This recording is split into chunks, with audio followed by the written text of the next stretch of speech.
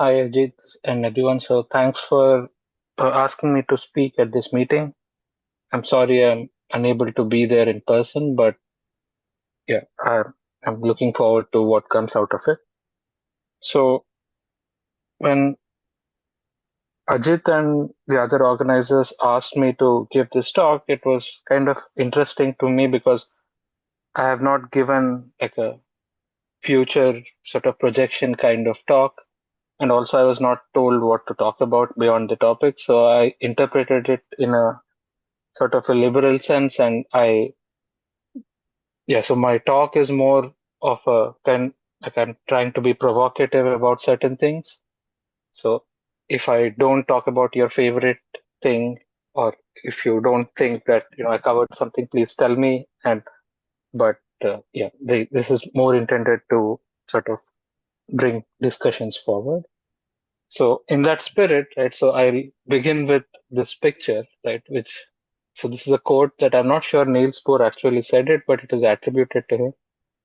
And it says, so he's saying that, he says prediction is very difficult, especially if it's about the future.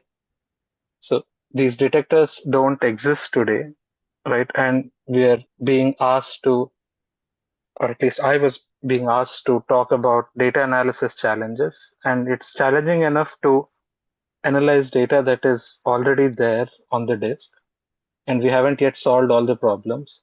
So it's a bit foolish to think that that we can foretell all problems that will come up when we analyze data that is probably 20 years in the future, or 15 years in the future, or whatever. So whatever I'm going to talk of, things that maybe we can think about, but I'm not sure that these are the problems we'll be thinking about in 10, 15 years. So in the same spirit, right? So there is also this famous quote used to justify something bad, but when Rumsfeld was asked about the weapons of mass destruction, he said, he was talking about known knowns, known unknowns, and unknown unknowns. So in that spirit, I'll try to talk about these different aspects of these things that touch upon gravitational wave data analysis. So now to get back to definite things, right? So if we want to think about what are the challenges in future detectors, we should first have some baseline about what is being done today. So I'll spend a few minutes talking about that. So the first thing, if you want to understand data analysis, is you have to understand how does the signal that was generated by the source in the source present itself in the detector. So so if you restrict to the simplest class of systems that we are studying today, which is in like quasi-circular binaries of compact objects. In this case, they are just even black holes, so no internal structure. And all of these assumptions are likely to fail and have failed, right? But in these simple cases, right, so there is a 15-dimensional parameter space that describes the system. And you can roughly divide it into two segments. One is a set of intrinsic parameters, which are parameters of the source that do not depend on where you are located relative to it. So these are the masses and spins, and then more if the system is more interesting. And then there are extrinsic parameters which govern where the source is located relative to you and oriented relative to you. And so there's this time of merger, distance, and a bunch of angles, some Euler angles in there. And all of these generally combine to give so the way they combine is you have two polarizations that the gravitational waves are emitted in, and these polarizations are the sum of contributions from several multipoles, each of which has a particular spin-weighted spherical harmonic. So if we even say that the system only has quadrupole gravitational waves and the orientation is fixed, all of which are also not correct, right? So then you can break up these polarizations into a part that depends only on the intrinsic parameters, which we would call the waveform, so to speak, and then there is a set of coefficients, which are spherical harmonic coefficients, which are just frequency independent numbers, right? And then if you want to actually ask what is the signal in the detector, you multiply these polarizations with the antenna response patterns or beam patterns. These beam patterns are shown here. So this is the response to the plus and cross polarizations are this, peanut-shaped curves, and then their quadrature sum is the thing on the right. Right. So this is how the signal presents itself as we analyze it today. But then, of course, the data is not perfect. It's mostly noise, in fact. So then if we want to invert it, you have to write down a likelihood for the data given the unknown signal parameters, which here I've written down a Gaussian likelihood. So this Gaussian likelihood is quadratic in the residuals of, so remove the implied parameters, and then the residuals are some function of time or frequency, and then this inner product is diagonal in the frequency domain with the weight 1 over S of f, where S is the power spectral density. And therefore, the noise power spectrum that we have been hearing about in this session, right? So that governs what parameters we can hope to measure. Right, and this is usually done in a Bayesian way. So you take this likelihood and then fold in a prior, which is your expectation for the parameters before you saw the signal. And then the product is proportional to what is called the posterior distribution, which is a probability distribution over the unknown parameters. So if you take the events that were in the most recent catalog, the GWTC4, right? So you get these blobs, which are really 15-dimensional blobs, but no one can really visualize 15 dimensions. At least I can't. So typically you look at two-dimensional projections of various kinds of these posteriors. So these are posteriors of the events in GWTC4, and you can see that they're quite bad, right? So most of the times we have very crappy measurements, and there are lots of degeneracies, and you can think about like there are really a few numbers that are measured very well, and then a few numbers that are measured less well, and so on. And then this sculpts what you can actually find, right? And this a very old field, so people have over the years developed many techniques to try to, if you just do it brute force, so you compute the likelihood using the formula that I wrote down and explore the posterior using the most robust simple algorithm, Markov chain Monte Carlo, it can take a really long time.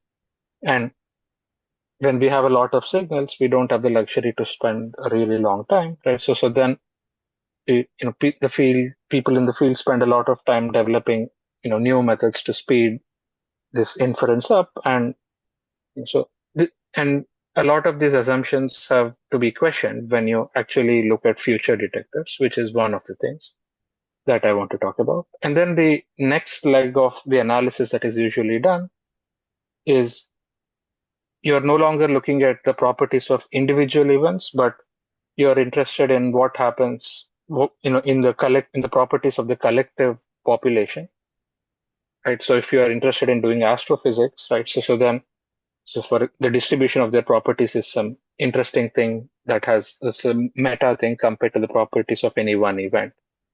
And at some high level, even things like the Hubble constant, right? They're all, you can think of them as population effects, right? So it's something that you measure in the population,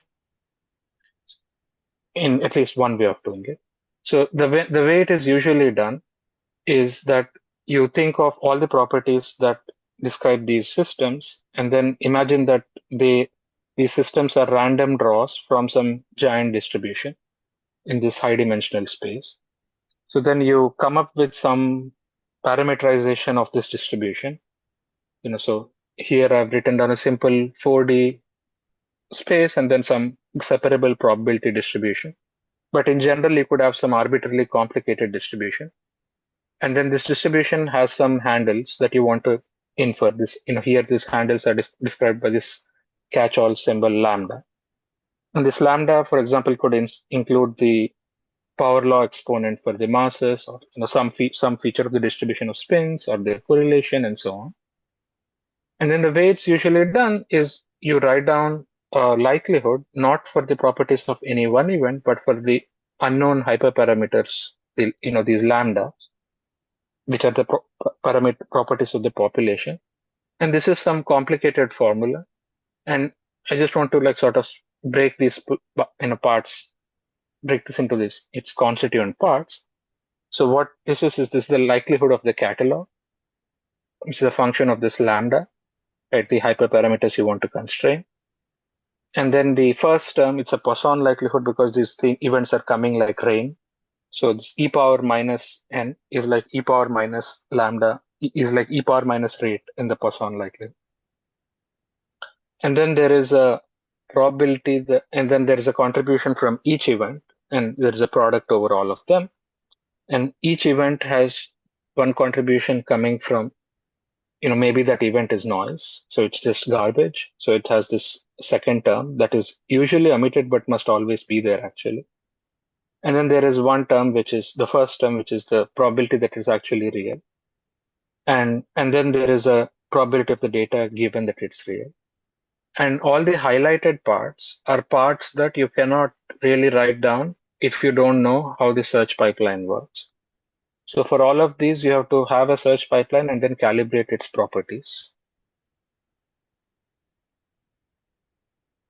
So the significances are empirically determined usually from the pipeline, and the overall search sensitivity is determined via injections. So this is how it's done today. So you generate a synthetic set of data, a synthetic population, and then you measure the sensitivity to that, and then you can try to reweight that population to simulate the sensitivity to your desired population. And this is We really have 5 needed because minutes. it's really needed because the search sensitivity is very heterogeneous. So, the volume that you probe is a steep function of mass ratio, and spins.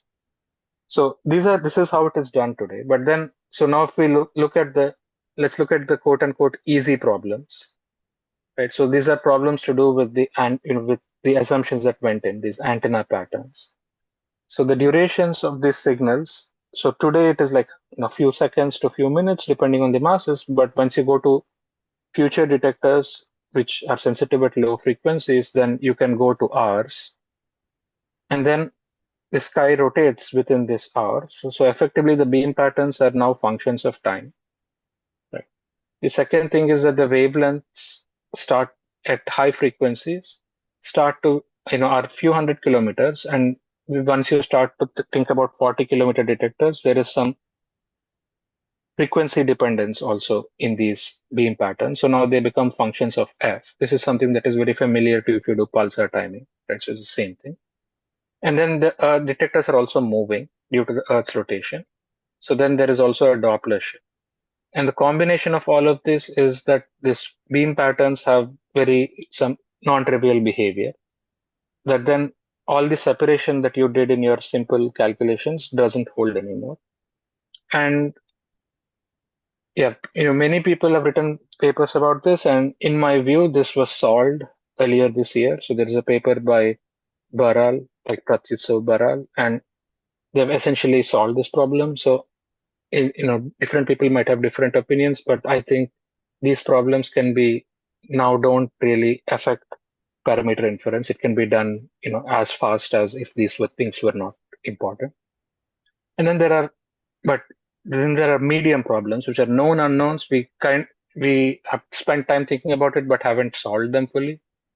So one is, once you have current population suggests that there will be a signal every few minutes. So then once the signals last hours, so then there will be multiple sources that are in band at the same time. And then you have to figure out how to separate them when they are overlapping.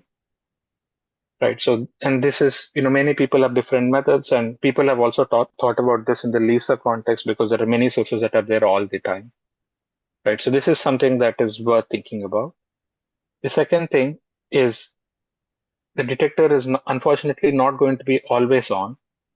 And we can kind of get away with it today, but in the future, when these things last for hours, there will always be gaps.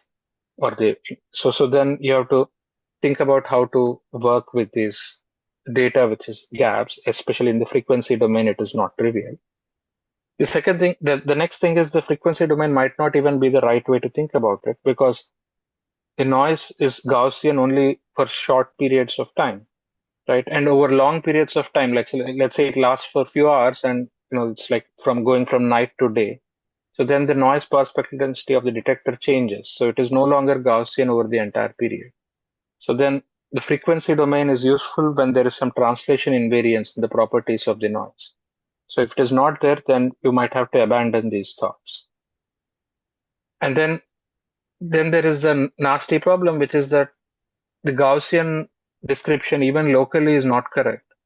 Right now, the detector has a few glitches every hour. These are like, excursions in the noise that show up, and then they ruin your ability to detect these things. And they actually produce fake background, right? So then, and this gets worse at lower frequencies. And actually, I would say today, the low frequency performance of the detector is not limited by the noise power spectrum density that is usually shown. It's actually the rate of glitches. Right, so I'm going to skip these plots, but okay, let's just look at. So this plot is showing some region of the search space. So the middle plot is showing a template bank. So the right part, which is highlighted in the box, is a set of heavy mergers. And in that region, in the rightmost plot is now showing the background rate, right? The rate at which the detector produces triggers. And you can see that in the higher, like template bands, so are basically the more massive regions, the noise is basically completely non-Gaussian, and the Gaussian floor is set by the power spectral density. But unfortunately, there's just too much stuff happening in the detector that is not described by the Gaussian noise, and in fact, that completely ruins your ability to find these heavy things. And this is like few tens of hertz, right? And in future detectors, this is where a lot of sensitivity is supposed to be opened up. So I don't know whether this is a problem that we need to solve, right? And before we look at the data. So that is my perspective, but people might differ, right? So this is some medium thing, right? Known unknown, and then there is an unknown unknown, which is the current analysis techniques have been optimized for this data starved regime, right? Where we have a few, like 100 events in a year, right? And every event is precious, and we have 15D posteriors for every event and write down a hierarchical Bayesian likelihood, what I wrote down earlier. But is this approach the right way to think about a regime where you have millions of events, right? And gravitational waves are not the only place in the world where you have millions of events. You have in astronomy, you routinely look at galaxies, stars, where there are millions of things in the universe. And we don't usually write down a hierarchical Bayesian inference for all of these things. And in fact, that would lose much of the richness, right? So I'll skip the numbers. If there are 260 million galaxies in the Sloan Digital Sky Survey, LSST is going to have similar numbers, right? And if you look at the properties of stars, right? So there's this beautiful HR diagram, and it would be buried if you just had some power law in the properties of stars and tried to fit its exponents. This is the PP dot diagram for pulsars. So there is some interesting regions in this which are like recycled pulsars, and you need to like really look at the distribution. You need to visualize it, and like having a 15D posterior and reweighting it and fitting models is you're not going to capture the richness that might be there out there in the universe. This is again the line ratio diagnostic for separating out AGNs. And another example is gamma ray bursts. But the main lesson, I'm out of time, so I will end here. The main lesson is that in the future, when you're in this regime where you're going to detect every black hole in the universe, if the non-Gaussian noise is not so bad, then we have to sort of rethink how we will infer the properties of this population. So, yeah, I will end here, and happy to get into more details if people have questions.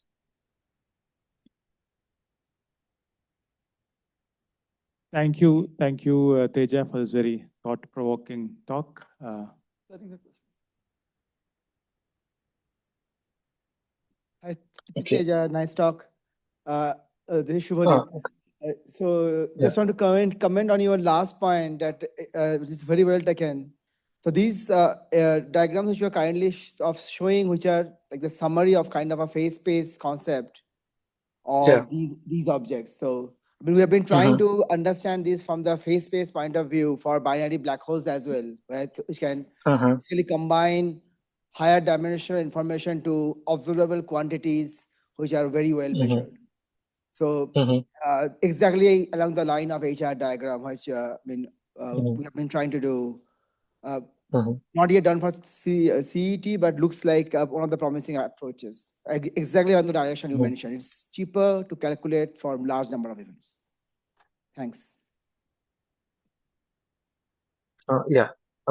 Yeah, happy to discuss more about it offline. There's a question by Apratim, I see. I think it works fine. Yeah. Teja Achishman here. Thanks for the very nice overview. I really appreciated your comment about transition from a data-starved regime to a signal-rich regime. We also expect to transition from a low SNR to a very high SNR regime. Do you think that requires a rethinking in the in various analysis algorithms? Yes, so that is something I did not touch upon, where I think in the in the things that I'm showing in these slides, right? So the majority of events will be low SNR. That's how the SNRs are distributed. But of course, if you're interested in but if you're not interested in the population thing, but if you have a super high SNR things that you're interested in testing GR, things, questions like that, then I think that there's a separate question to the people in the modeling community where if the question is, will you be able to, because at some point you'll be limited by the fidelity of your models, right? The waveform models. And my impression is that the waveform models have always been as good as they need to be in any observing run so far. And hopefully we can continue that and reach, and when we get to these sensitivities, but I think I'm not the right person to comment on that. Yeah, we had some discussions about it in the gravitational wave source modeling session. I think for high referring to any data analysis aspect of that, yeah. My question was not about the waveform models. My question was, do we need to move away from MCMC, for example, for parameter estimation, or the other current even machine learning algorithms that we are using now? Do we need to think of something very new for very high SNR events? So I think in the limit where the model is perfect, writing the likelihood and writing down the evidence or whatever is always the most optimal way of reconstructing it. But I think in the presence of, if you have some super loud signal and you have some, for example, some mismatch in your description of it, theoretical description, then the residuals will be super loud compared to the next loudest guy in there. So you might have a case where the loudest signals, they are a problem for the 100 weakest signals, right? So I think then one might have to think about cleverer ways of maybe trying to, I don't know, coming up with some orthogonal subtraction of the loud ones. I don't know the answer to this question. I'm just talking, thinking about it. Yeah. Yeah, maybe this is something we could come back in the discussion session